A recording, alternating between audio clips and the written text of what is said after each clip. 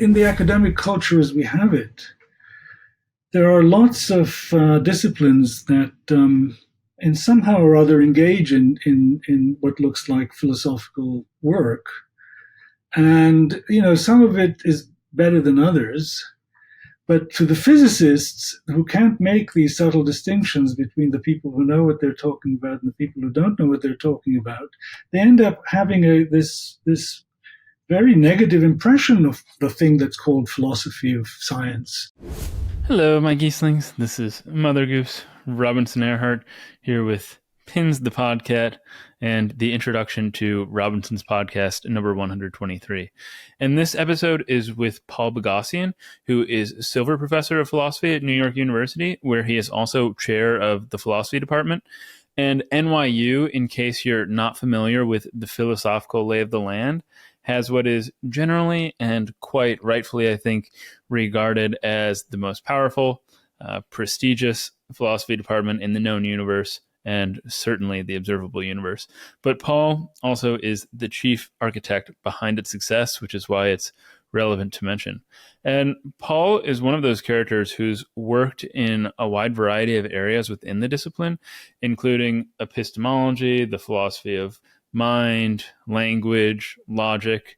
And we get to some of those things, though, of course, not all of them, in due course. And first we start with Paul's background.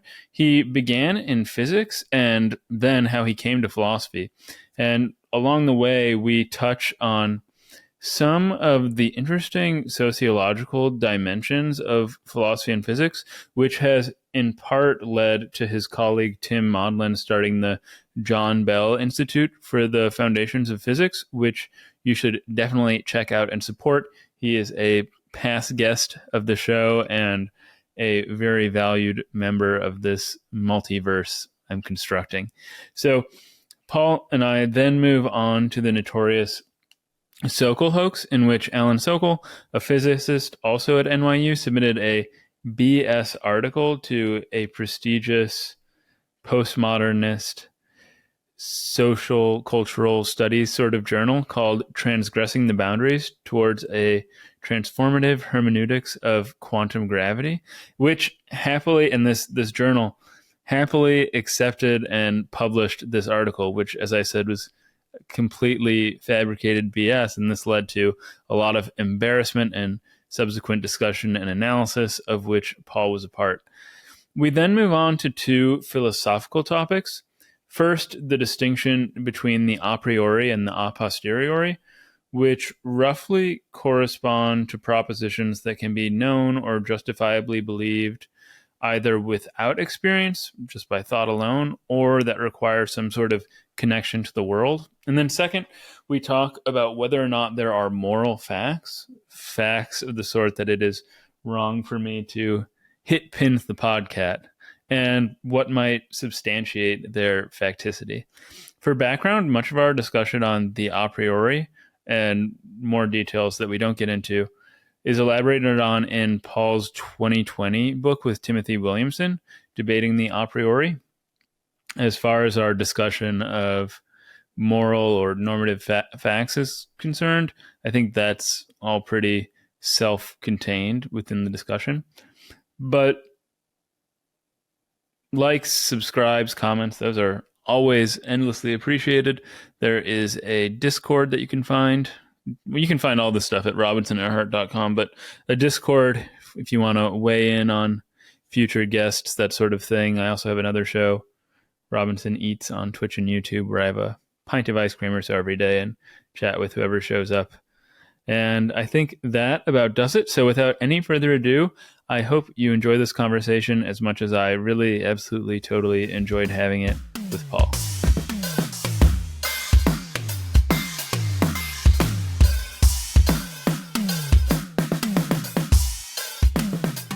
Paul, I find the connection between philosophy and physics as academic fields quite fascinating. And I asked your colleague and fellow Paul, though this one Horowitz, not Boghossian, about how he went from initially studying physics, which I think of as concerned with the most basic natural facts of the world to a philosophical program largely dominated by questions about truth, normativity, and the like, the most basic abstract issues. And I'm wondering the same for you. How did starting out in physics turn into so much time spent over the course of your career on fundamental, logical, metaphysical, epistemological questions? Very good. That's a very good question, and it in fact has a very natural answer. One part of the answer is that I started out, even as a very young child, being very interested in what we call the appearance-reality distinction. So I was struck by the fact that science was telling us that the appearances were very misleading as to what the natural world was like, that it was really composed of very small things that had lots and lots of space between them and had properties that were very unlike what we were seeing in the ordinary world of what did Austin call them, middle-sized specimens of dry goods. And that, so I thought what I'd really like to do is find out what the world is really like. And very naturally at the time, I thought, well, that requires study of very basic physics. And when I started to study very fundamental physical theory, quantum mechanics, general relativity, and so on, very quickly discovered that the physicists were not at all interested in the question, what did this show us about the nature of the world underlying the appearances? That they didn't want to stop and talk about the problems in interpreting quantum mechanics or interpreting general relativity. They were very good at the formalism. They wanted to impart the formalism, to use it in various kinds of application, but were very impatient with philosophical questions about what this showed about the nature of the world. And they recommended that I go and talk to the philosophers about these things. And so I quickly discovered that the question whether physics tells you how things really are is a philosophical question about physics that the philosophers are very interested in, but that the physicists are not.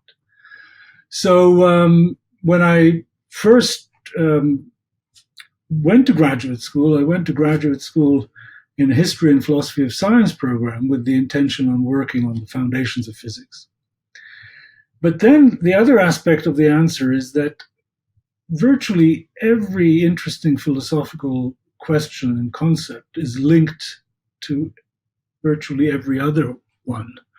And so to really make progress with questions in the foundations of physics required looking more broadly.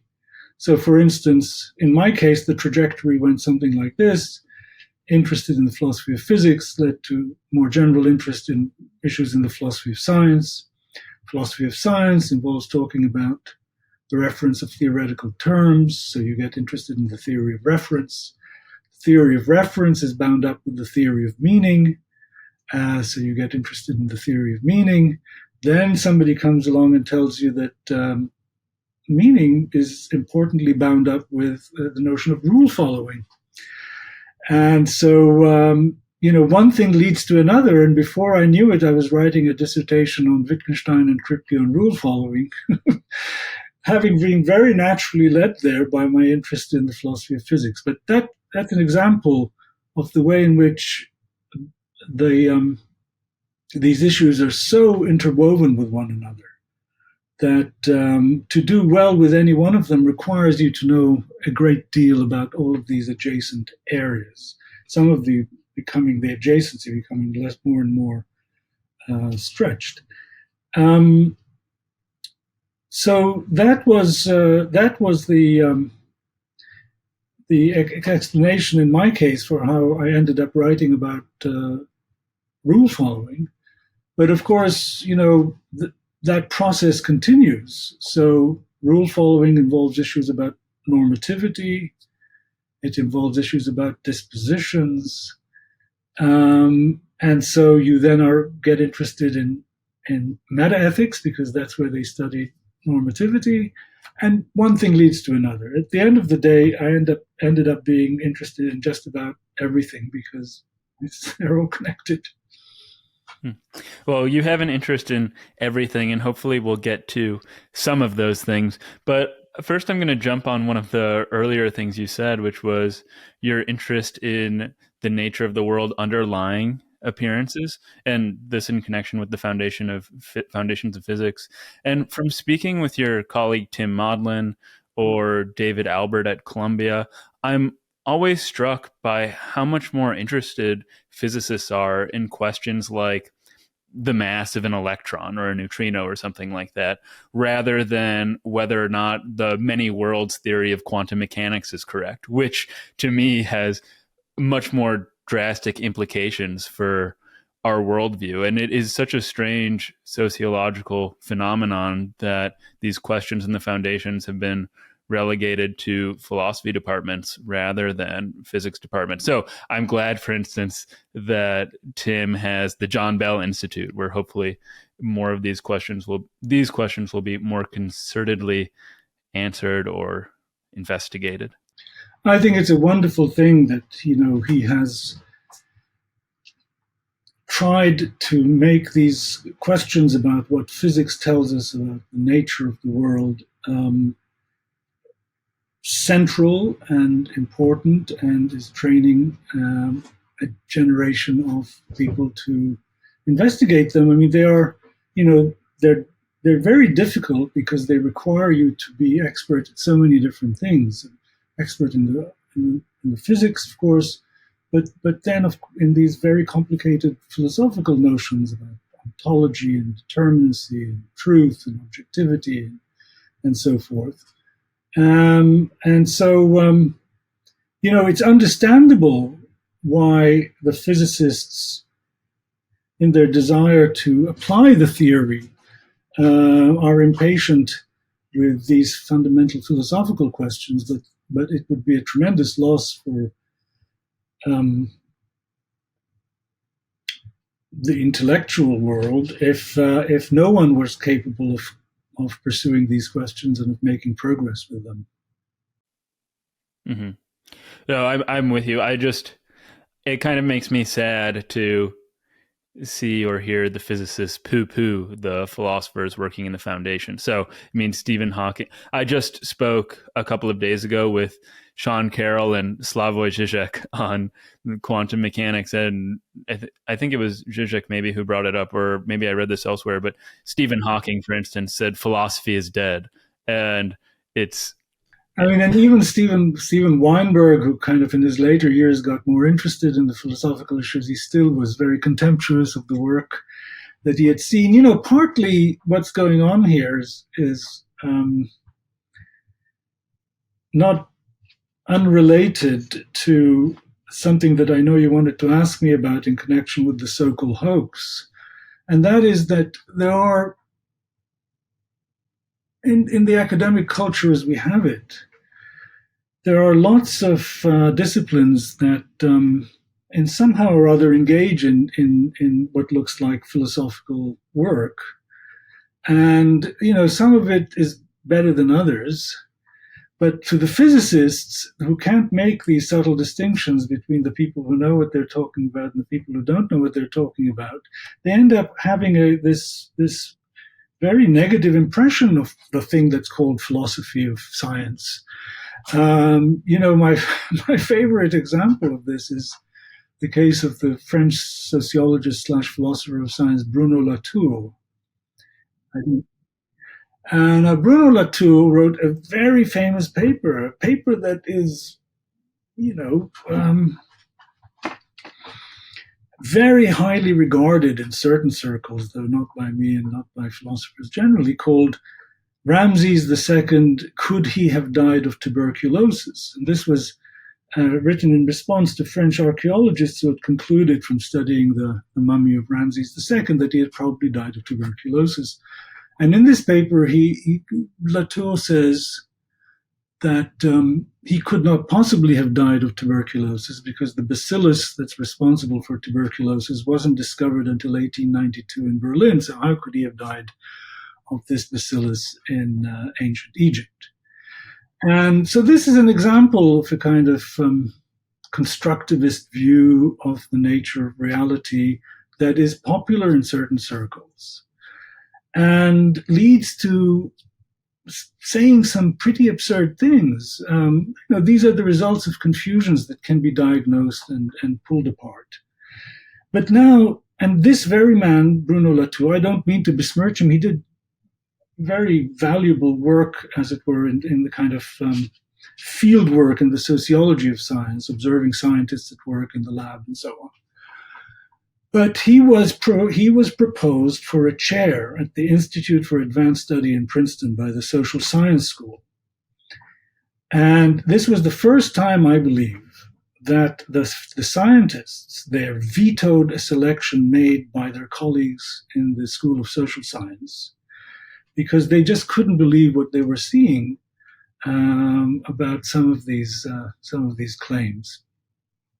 So what happens is that if a physicist who doesn't have a lot of time to have a very fine-grained view of what counts as philosophy out there, hears that this person is of such prominence that they're being proposed for a lifetime chair at the Institute for Advanced Study, and they can't really make sense of some of the claims for which this person is most famous, then we all get tarred by the same brush, so to speak. And I think that's part of what's responsible for the scientists having a very dim view of what philosophy of science is about. Mm-hmm. I think Latour, since we were talking about physics briefly, I think he also had some very funny writings about quantum physics where he just totally misconstrued everything that was going on in the worst possible ways. It's I'm not surprised. Yes, but I'm glad that you brought up the Sokal hoax because it hasn't come up on the show, but is, I think, an important event for philosophy and academia in general. And since you were around for it and I wasn't, and since you wrote about it, and Sokal was an NYU colleague, I think you started at NYU in '94, and that's when he submitted his article. Maybe you could give the context of the event, and then we'll get to what you thought about it. The whole thing was a very heavily NYU-based affair because Sokal is a physicist at NYU and one of the main editors of Social Text, the journal to which he submitted the hoax piece, is Andrew Ross, who is also at NYU. So it was very much a kind of in-house, and it caused a lot of waves. It stirred a very big discussion globally, but was also the source of a certain amount of tension on campus, as you might expect. And but could you say what happened for my listeners who don't know about it? So what happened was that the physicist Alan Sokal wrote an academic hoax piece called "Transgressing the Boundaries Towards Hermeneutics of Quantum Gravity," I think it's called. And, it's this very long piece in which he basically describes fundamental physical theory, and often in ways that are factually just wrong, and then draws very sexy philosophical conclusions that would be a stretch even if the premises were true, but were designed to flatter the kind of generally leftist, and by the way, Sokal himself thinks of himself as a leftist, ideological preconceptions of the editors of Social Text, which itself was kind of broadly representative of this kind of constructivist critique of science that you get in many parts of the humanities. And he submitted this to Social Text, and they accepted it, and they published it in a special issue of the journal that was designed to showcase social constructivist critiques of science and its status within society. And he then revealed the hoax, and what happened was that a huge discussion ensued, as I say, international discussion, about whether this showed anything of importance, and if so, what. The fact that such a thoroughly confused but cleverly disguised, incompetent piece that could only have been seen as parodic if you knew what it was saying, could have been accepted for publication in what counts as one of the premier journals in sort of broadly social constructivist critique of science. Mm-hmm. I'm gonna, since we don't have the article in front of us, and it probably wouldn't be very fun to read it, I'm going to quote a few things that you pointed out in your paper that Sokal said that this article didn't think, or the editors didn't think was amiss or to check. So he wrote that the well-known geometrical constant pi is a variable, which we all know is not the case. That complex number theory, which dates from the 19th century and is taught to school children, is a new and speculative branch of mathematical physics. And that the crackpot New Age fantasy of a morphogenetic field constitutes a leading theory of quantum gravity. You know, when I spoke to Sokal about this, and he said it is incredibly difficult to come up with nonsense because the mind doesn't want to go there. And, you know, if you try your hand at it, you'll see that it actually requires a great deal of creativity to come up with something that seems in the ballpark of something somebody might say, but which is so completely false if you knew anything about the subject.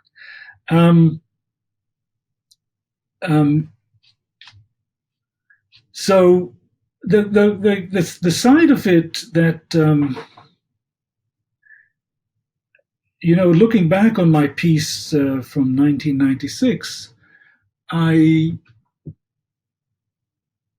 worry that I was a bit too harsh on my colleagues in the humanities. I mean, I think the kind of issues that Alan Sokal was trying to point up, that people were engaged in kind of critiques of science when they didn't really know that much about what they were critiquing, was valid. But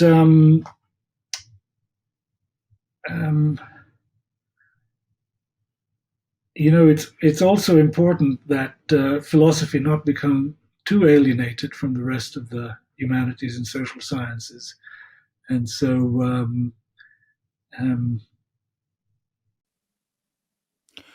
when you say that, are you referring to analytic philosophy? Because I think continental philosophy, and you might find the distinction a little bit outdated, but I still think of continental philosophy as quite close to the humanities. It is, and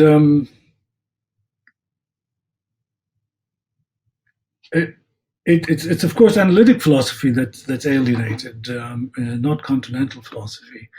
But nevertheless, you know, the thing is that most departments of philosophy in the United States and in the English-speaking world in general, and to an increasing extent in Europe, are analytic philosophy departments, and it is important for them not to be too alienated from the rest of the humanities. One thing, though, before we move on, that I think is a very positive development is that even if philosophy, analytic philosophy, is in some ways maybe becoming alienated from the humanities, it is becoming much more accepted or recognized in the mainstream. So philosophers like your colleague David Chalmers or Dan Dennett at Tufts are now recognized very widely in the public sphere and adding a lot of rationality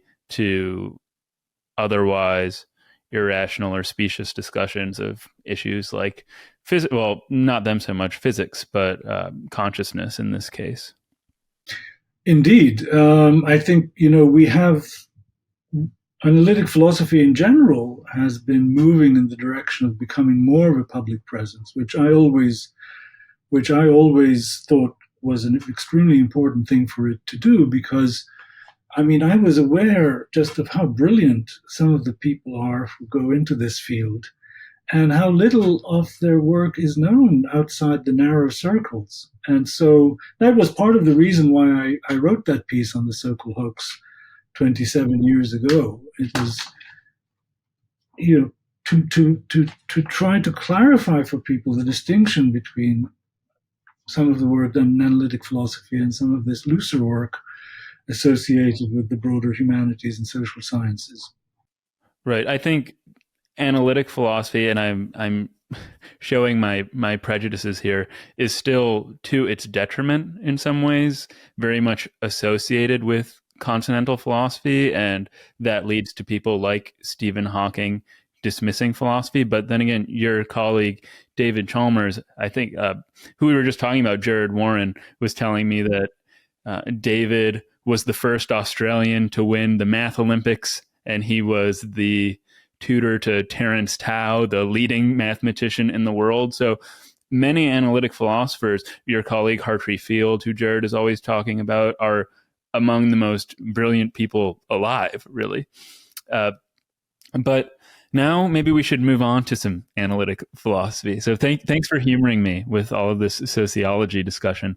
But before we dig into the meat of issues, I think the most important question I have to ask before we get into the philosophy of language, logic, and epistemology is how you pronounce a priori and a posteriori. Well, I guess I prefer a priori and a posteriori to a priori and a posteriori, but okay. Yeah. That is my feeling as well, because a priori just sounds too stiff, and maybe it's an aesthetic choice, but a priori just kind of rolls nicely off the tongue. Well, there you go. It would have been the original pronunciation. So.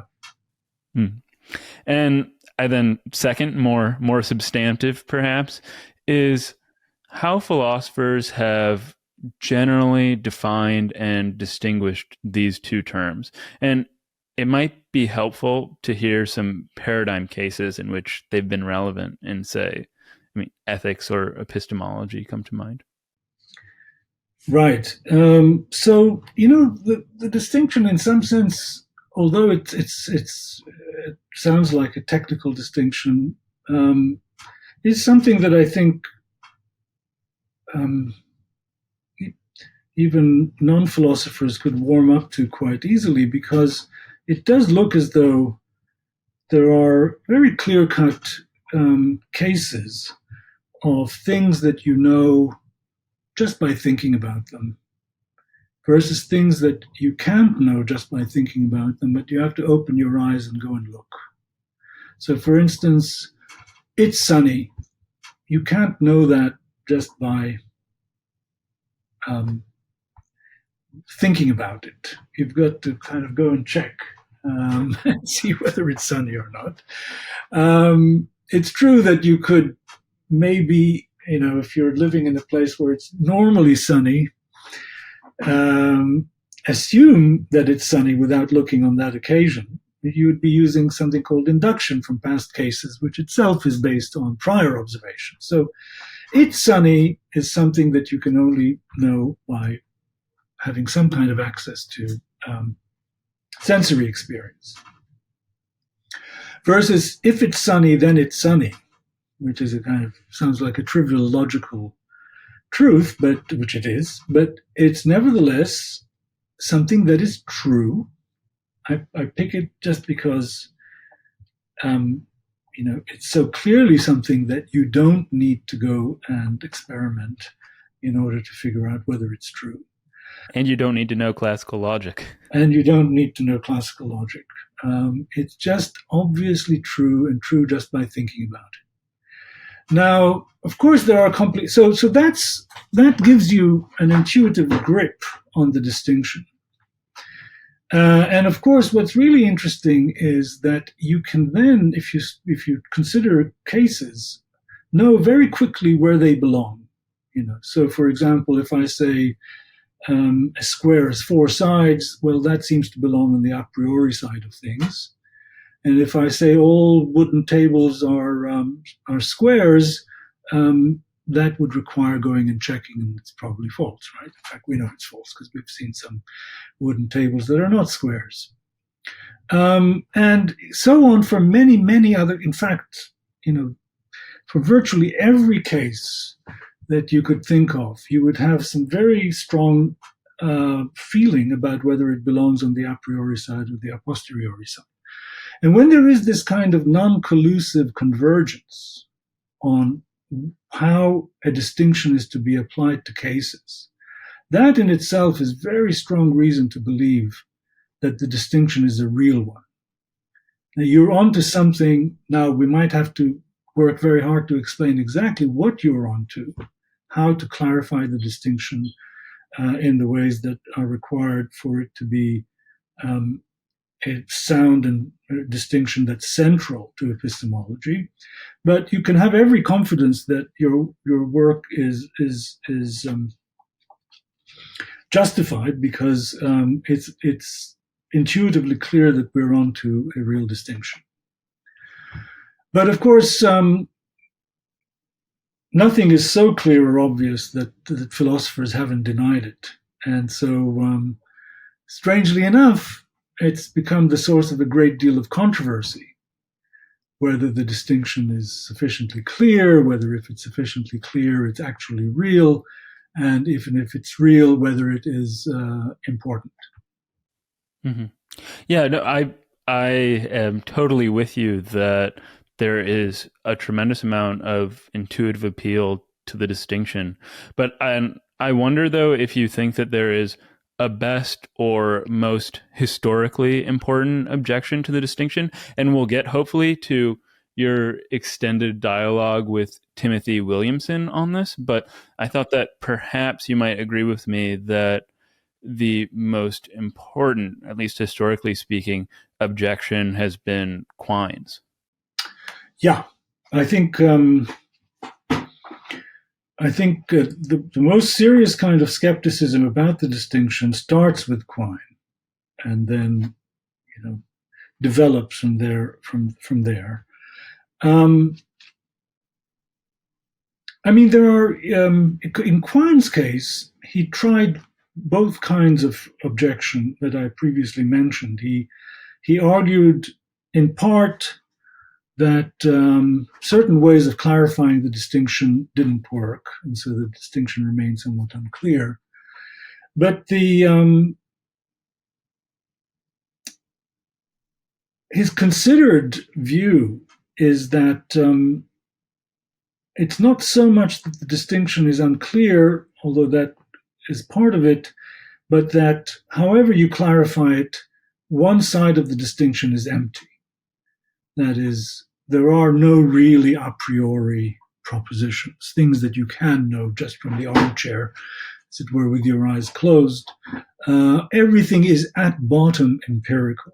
And that was his fundamental contribution to epistemology and philosophy in general. I mean, the implications are vast because, it's not just various domains that philosophy studies that are considered to be a priori, like logic and mathematics and morality.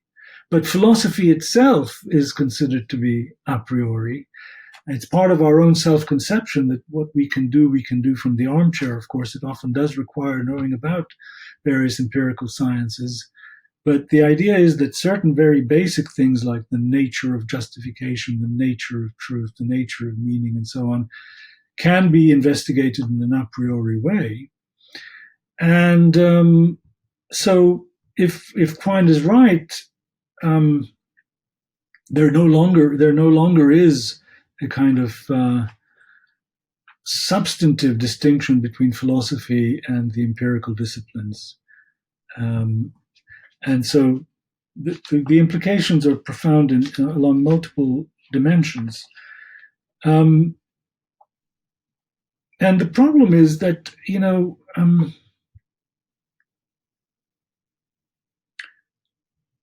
especially for certain domains, one could start with the case of logic, maybe most dramatically. It really isn't clear how we can make sense of the idea that knowledge of logic is at bottom empirical. And there are three basic reasons for that. One of them is that there are different ways, of course, in which one could construe knowledge of logic as being empirical. Quine's way of thinking about it was highly holistic. He thought, look, basically, no theory is tested against experience all by itself. There are always auxiliary assumptions involved. And logic is just part of those auxiliary assumptions. And if necessary, and he was responding here to an actual development within quantum mechanics, which we were previously talking about, which is the idea that certain paradoxes of quantum mechanics could be solved or resolved if we employed a different logic than classical logic. It was referred to as quantum logic, and the basic feature of quantum logic is the rejection of certain distributive principles. And he has a very famous passage in which he says, what exactly is the difference between the way in which Einstein's theory replaced Newton and the way in which a revision of logic might replace your views about what were logically valid principles? It's all just part of making sense of the best possible theory of the world, coming up with the best possible theory of the world. And there's no exception here for logic. If restricting certain classically valid logical principles is the way in which to make sense of quantum mechanics and its description of the world, then that's just one of the things we will have discovered by trying to develop the best possible theory of the empirical world. And the idea that making sense of quantum mechanics might give us grounds for rejecting that if snow is white, then snow is white, just seems outlandish. And we've gotten very used to this because the Quinean picture has been very influential, and it provides a single kind of powerful, unified account of knowledge in all of these domains.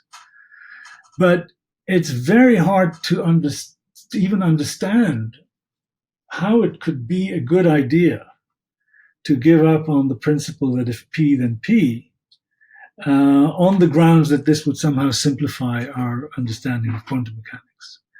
That's number one. Number two is that our grip on logic is that principles like if P, then P, or if P and if P, then Q modus ponens, or universal instantiation, if all things are F, then this thing is F,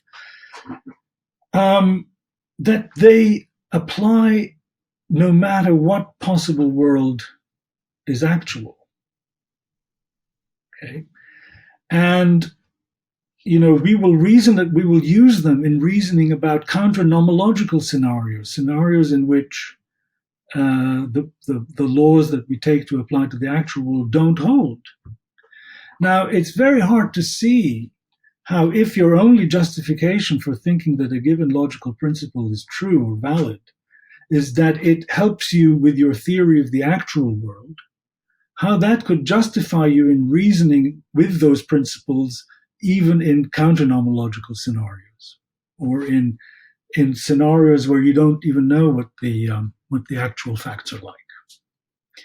So that's one very, very big vulnerability in the Quinean picture that I don't think Quineans have sufficiently addressed. Finally, there is the point that, and this is something that isn't trivial, it needs to be shown at length, and in a paper that Crispin Wright and I have recently written, we try to show it at some length, that there are certain logical principles, in particular, either universal instantiation or its equivalent, modus ponens or its equivalent, and non-contradiction, that these will be presupposed in any attempt to describe a rational revision of logic. And so there has to be a sense in which those principles are simply above the fray. They have a special status. They're not part of the hopper that the Quinean hopper in which anything can be considered a possible candidate for rejection or revision. So those are the three main reasons why I think it's not possible to accept the view that at bottom the justification for anything, including the most basic logical principles, is empirical. And to recapitulate, to make sure that we are on the same page, Quine, one, he argued that certain ways of clarifying the distinction didn't work, but ultimately, even if the distinction is clear, that however you draw the lines, one class will always be empty of the a priori and the a posteriori. So there's not really one or the other. And I'm wondering if we can take an example. So for instance, if it's sunny, which you and I agreed earlier is maybe a paradigmatic a priori justifiable proposition. But Quine would say that even if the logic is implicitly known and it's not explicitly laid out, like most people who would agree that they have a justification for believing this, it is in fact learned and adopted after empirical considerations. Okay, so that's where I wanted to draw some distinctions between when it's learned and its justificational status. I mean, everything we learn explicitly, we learn from people probably, or from reading it, something. Certainly logical principles, these come very late, explicitly laid out logical principles come at school and late at school, maybe only in university if you take an introduction to logic. So the question isn't really when it's learned, because even before you know how to lay down or explicitly articulate which logical principles are valid, you're using logical principles. Children reason with modus ponens before they even know that there is any such thing as modus ponens, right? Which, for your listeners, is the principle that if P and if P then Q, then Q. So the first thing we do when we discuss the philosophy of logic is make a distinction between the logic in use versus the explicitly articulated logical beliefs. Those come very late. But there is a prior question, given that you're using logic before you realize that you are using logic, what's the justification that you have for employing the principles that you do employ as opposed to other ones? And this is obviously, we're saying this can be a question, even if you're not aware that it's a question. So, and then the Quinean picture is, look, you may be born with certain principles, so that they're activated and children reason with them and so on. But if you ask, what is the ultimate justification for employing these principles in reasoning, as opposed to employing some other ones, even if this question never even occurs to you, the ultimate justification is that they are useful in the development of empirical theory, and that there is no better set of logical principles that could be employed. And that is the source of their ultimate justification. And that is what somebody who believes that the a priori side of the column will always be empty, because there is really nothing that you can somehow justify to yourself simply by thinking. But they would have to give some story like that. And then the problem is that, first of all, that seems very implausible.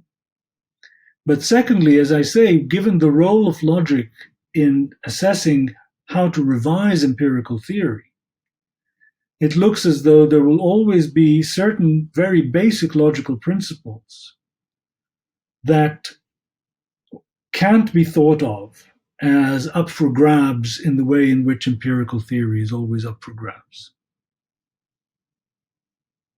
That they hold a privileged status in the way in which empirical theory itself is assessed.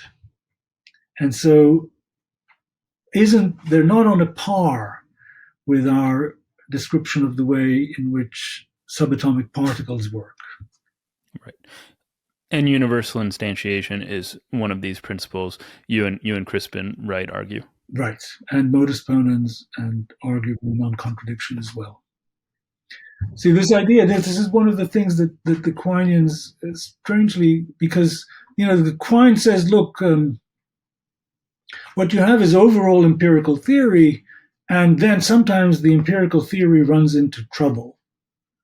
And so then you have to revise it in some way. And one option that you have is to revise, like, the theory of mechanics, leading you from, say, Newton to Einstein.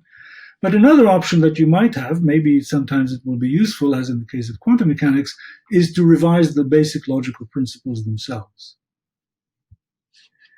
And as I say, when you think just about what it is for an empirical theory to run into trouble, that very basic notion that's presupposed by this story, well, what it's saying is that you have a contradiction between what your theory is predicting and what you're seeing in the world.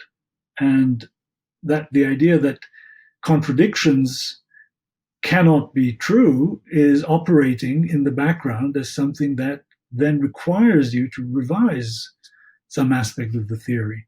So the principle of non-contradiction itself can't be up for grabs in the way in which the theory claims. Everything is up for grabs. Well, I'd like to shift gears slightly from your having to defend the a priori, a posteriori distinction from Quine to more of your positive account.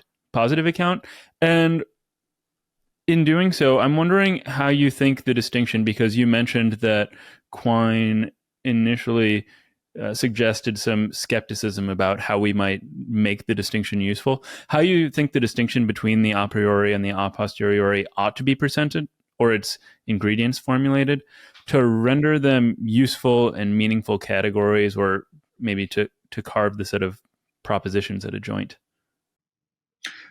Yeah, I mean, look, I think, as I say, I think the initial gloss on the distinction already gives you quite a good handle on what the distinction is, what the examples of it are, and why those are important.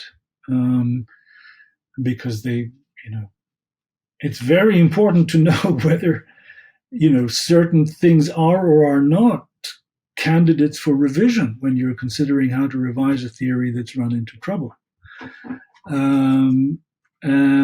And as I say, it also affects the way in which one conceives of the work that's done in philosophy and in various subdomains of philosophy, like ethics. But the question of exactly how to formulate it, which I can give you a gloss on, and I have in some recent work, what that's designed to do is to address certain kinds of technical issues that come up when you try to elaborate the distinction. And we can get into those weeds if you want, but I'm not sure how fruitful that would be. I mean, the what I say is that a belief, a proposition, is a priori if it can be justified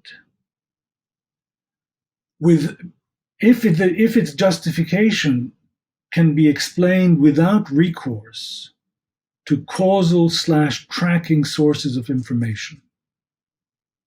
So we know we clearly have various kinds of causal/tracking sources of information: perception, all aspects of perception, memory, introspection, and so forth. And the idea here is that certain beliefs, like if it's sunny, then it's sunny, or it would be, to pick a different example drawn from the domain of ethics, it would be morally wrong to inflict severe pain on someone just for your own amusement. Try to pick as safe an ethical proposition as you could want, but nevertheless one that's very important. It's very fundamentally true that that's an example of a moral wrong. So various puzzles come up about how it's possible for anyone to know anything a priori. One such puzzle has to do with the fact that, in order to acquire certain concepts, you probably need to have experiences. And so, to go back to our earlier example, if it's sunny, then it's sunny versus it's sunny, probably you need some experience in order to acquire the concept of it's being sunny. So somebody might get confused about this and say, well, look, how could the justification for any belief be completely independent of experience, since experience is required for acquiring the concepts that are ingredient in that proposition? And so here, the distinction between experience playing an enabling role, enabling you to access the proposition whose justification is at issue, versus its being the explainer for the justificational status of the propositions that you can entertain, that helps diffuse this puzzle. Because it says, right, experiences may be needed for acquiring any concept, but still, once we have established that, there is still an important epistemological distinction between a proposition like if it's sunny, then it's sunny, that I can ascertain without opening my eyes, versus those that I can only ascertain by opening my eyes, or by employing causal tracking sources of information as opposed to simply thinking about them. Well, you mentioned this moral proposition. I think you said it's bad to cause suffering for one's own amusement or something to that effect. And I can readily agree to my feeling this way, but I'm skeptical about whether or not it's an a priori proposition. And maybe, hopefully, we'll get to that because I want to talk about your anti-nihilism in this respect. But first, I think we should also talk about this. You and Timothy Williamson, another very eminent philosopher in the areas we've been discussing, published a book recently in the last couple of years, I think, called Debating the A Priori, that consists of a series of essays and rejoinders about and against your opposing views. And what do you think of as the key difference in how you approach the a priori? And particularly, I think he has a skepticism about the epistemological dimension and whether it's got much value to it.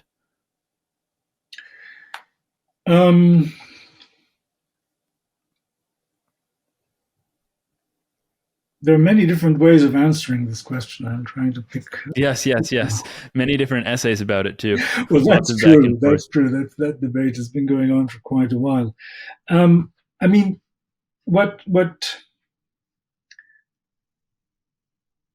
Williamson is up to in the first instance is finding a way of being a skeptic about the a priori, a posteriori distinction that doesn't make him subject to the criticisms that I leveled against Quine. And it's a very ingenious idea. So, Quine said, well, it may not be clear, and if it's clear, it's not real. And both of those run into very big problems, both of those assertions, right, as we just saw, because there are clear-cut instances, it seems, and then combined with the fact that one can rebut the arguments that Quine actually gave, you end up being in fairly good shape as far as the notion of the a priori is concerned. By the way, it's always about the existence of the a priori that the controversy is really about. It's everybody believes that there is at least some empirical knowledge, right? So, but what Williamson decided to what he came up with was a very clever way in which it seemed as though he was conceding that the distinction was sufficiently clear in some sense and even real, but nevertheless that it wasn't important for epistemology, using this notion that philosophers love to use these days, called that it was not a joint carving distinction. What is a joint carving distinction? Well, take the case of the distinction between red fruits and non-red fruits in botany. There's clearly a distinction. Some fruits are red, some are not red, but maybe from the standpoint of botany, that is just not an important distinction. So Williamson's very clever idea was that you could get all that you wanted out of a skepticism about the a priori, a posteriori distinction by saying it's real enough in some sense, but it's just not important. It's analogous to the red fruit, non-red fruit distinction. So that was the thing that caught people's attention and which has led to a great deal of discussion. Now, there's a deeper question, which is, why is this important? Why is that important for him?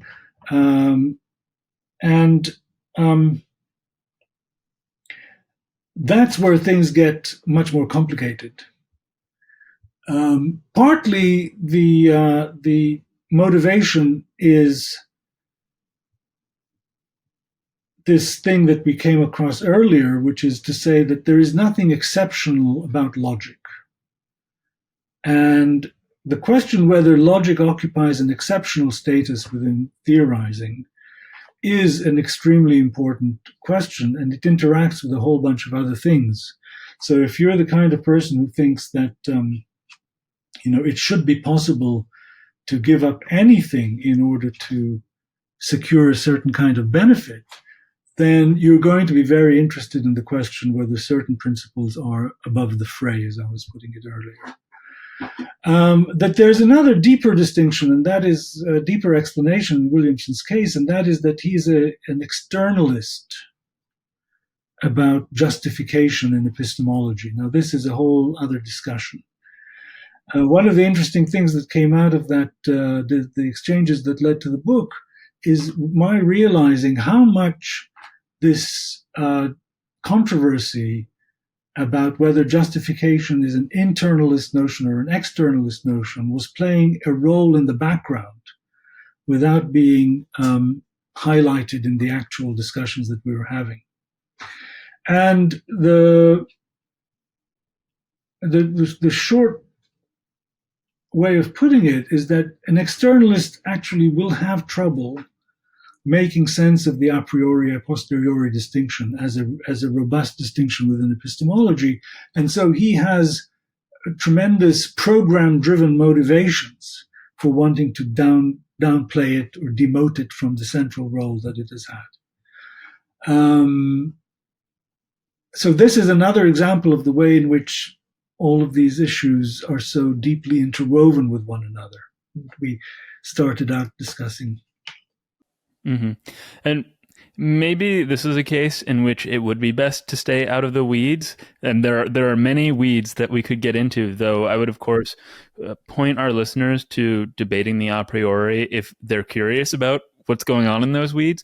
But one metaphilosophical, if you'll allow me that term, dimension of this debate that I find really fascinating, and you two mentioned this in the preface to your book, is that, and I'll elaborate on it from my perspective, here we have two terrific leading philosophers with all the relevant expertise, with all the same evidence and literature and presumably cognitive faculties at their disposal.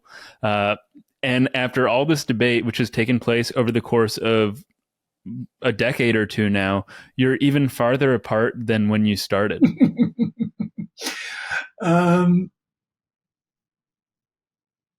Yes, well, maybe that's true. I'm not sure that that's true. But I mean, part of what's going on here is that, we're both kind of trying to develop a picture of what's going on with respect to a very large range of issues that are connected to one another, and sort of developing the basic commitments of our respective pictures.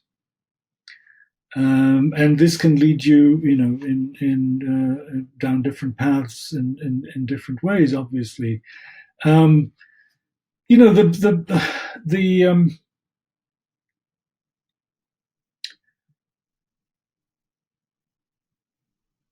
so if you think of theory choice in philosophy as a kind of very holistic affair, where it's a matter of seeing how the picture deals with this very wide range of issues in a systematic way, it wouldn't be surprising if you developed in ways that were divergent rather than convergent.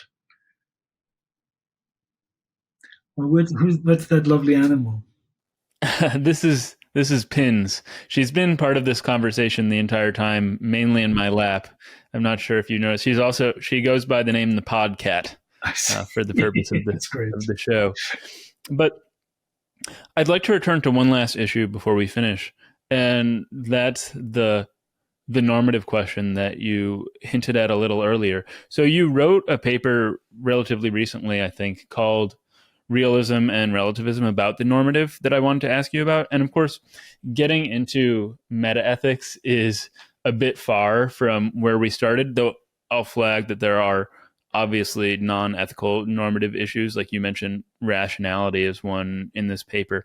But you advocate what I already referred to as an anti-nihilist position about normative facts, namely that there are some of them. And while I can agree that hopefully there are non-normative facts about, say, the weight of the podcat, on what basis are there facts about how one ought to treat cats? So namely, how can it be a fact that I ought not to hit her? And I think you quote John Mackey on this, and I really appreciated this, but he says that if there are moral properties or things like this, they have to be entities or qualities very, very strange and different from the other kinds that we're used to measuring and observing and quantifying maybe in our daily or scientific practices. And this, of course, I'll just say again, is a huge issue. So I don't expect us to entirely unravel, but I just like to get the gist of your basis for thinking that there are such facts. Yeah, this is something that's been preoccupying me a great deal, and I would be the first to admit that,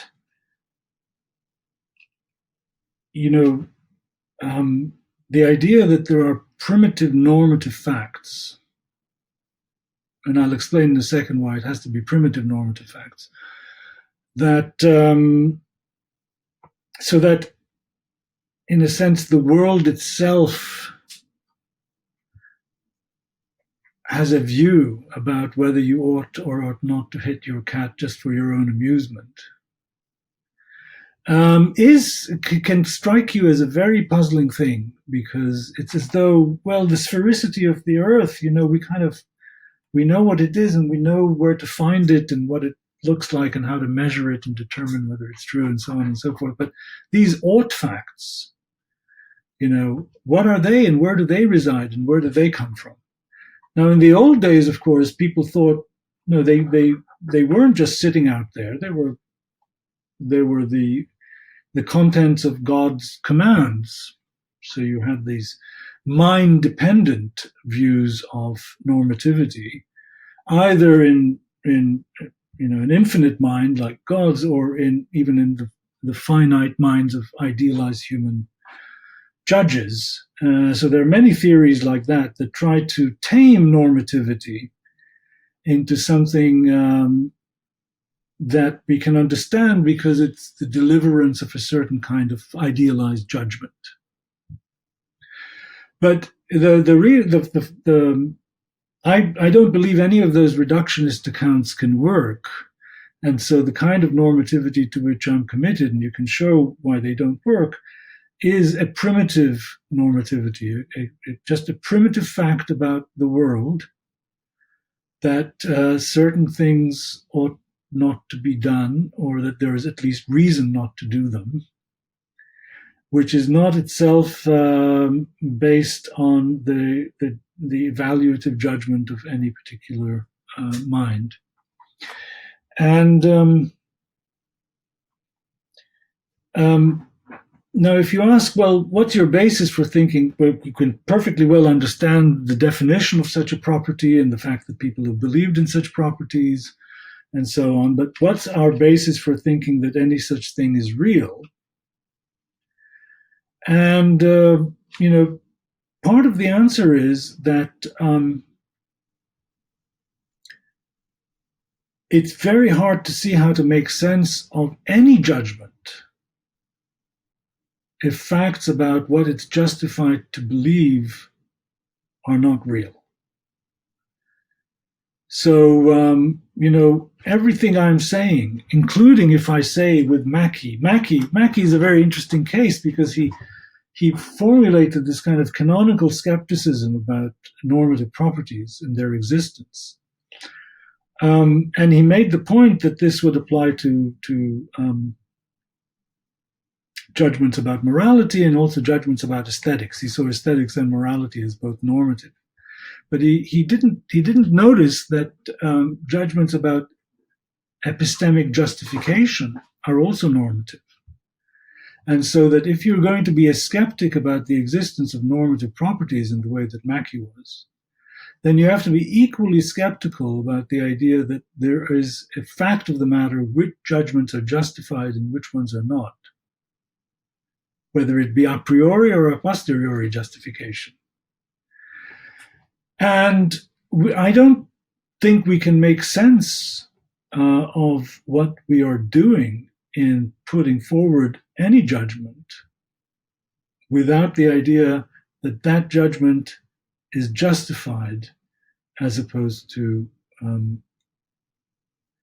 not justified, that it is the right thing to believe given the evidence, or it is the right thing to believe given the considerations, the a priori considerations that have been put forward. So I have lots and lots of reason for taking seriously the idea that there are some normative properties, especially the ones pertaining to epistemic rationality or justification. Now, if I have that, then I may have justification for believing that there are as many normative properties as there seem to be, in particular, given certain very non-negotiable judgments about morality, that there are facts about those as well. I happen to believe that, unfortunately, the same strength of case can't be made for aesthetic normative properties as you can make for both morality and rationality. So the question then becomes, look, you certainly have lots and lots of prima facie reason for taking the existence of such properties seriously. Can you overcome the objections that people have made to their existence? So in particular, the metaphysical objection that you mentioned from Mackie, and the epistemological objection that we don't have a good account of how we know these things. And the answer is, I can answer both the metaphysical objection and the epistemological objection. And that's part of the reason, by the way, why the theory of the a priori is so important, is because it's needed as an answer to the question how you could know such basic normative principles at all. If you'll permit me just a brief rejoinder, which of course you could, well, I hope you will tell me where I'm wrong, but I think you say something to the effect that it's hard to make sense of any judgment about these issues if there are no underlying facts or properties here. And take Pins the podcat, for example, who is often, today she's been good, but swatting at the camera, things like that. And I do have the urge to swat her occasionally. But because of the way that my brain is wired up, I have a lot of affection for this creature.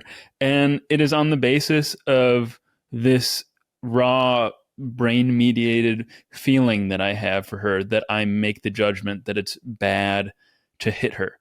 And in this case, I don't see a need to postulate some primitive normative fact in the situation. It's just something that is a system that is constructed based on the way that I feel about the world.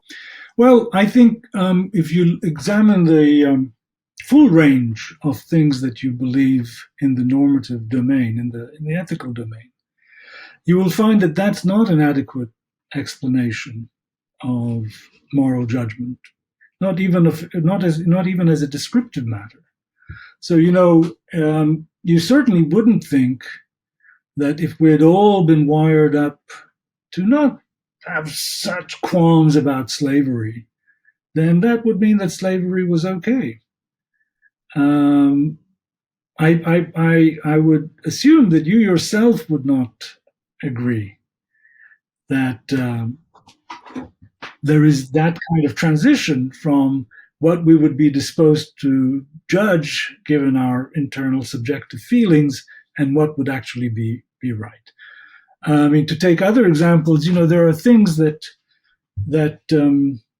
people may be highly repelled by as a phenomenological matter, and yet, can very well see that there is nothing immoral about the thing that is repelling them, and so on. So I think you will find that you yourself believe yourself to have access to a kind of normative judgment about what is morally right that isn't fully explained or justified by variable subjective feelings that you may have.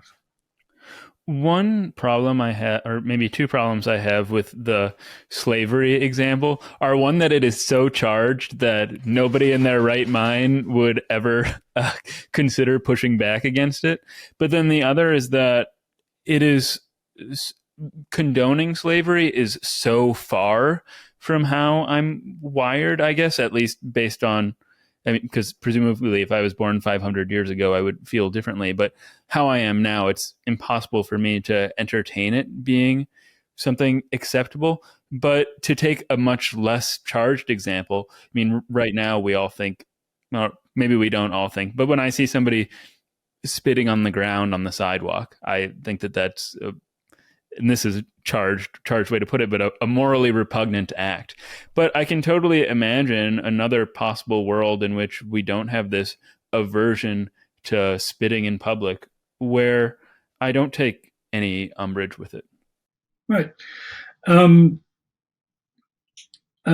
mean, the fact that, as you say, if you'd been born 500 years ago, maybe you would have had a different attitude towards slavery, shows you that really the wiring metaphor is wrong here. It's not about being wired, because wiring is something invariant, right? Presumably across cultural and temporal changes, and so it's not a matter of wiring. Yeah, it's true. We're brought up to make certain moral judgments and not others. And depending on where we're brought up, we will have been brought up with respect to various things to have divergent views about them. For instance, there are many people who think it's morally wrong to educate girls and young women, right? Even now in the world, strange as it may be. So, but if you look, the subjective feelings can be all over the place, you know. If what you were saying is true, that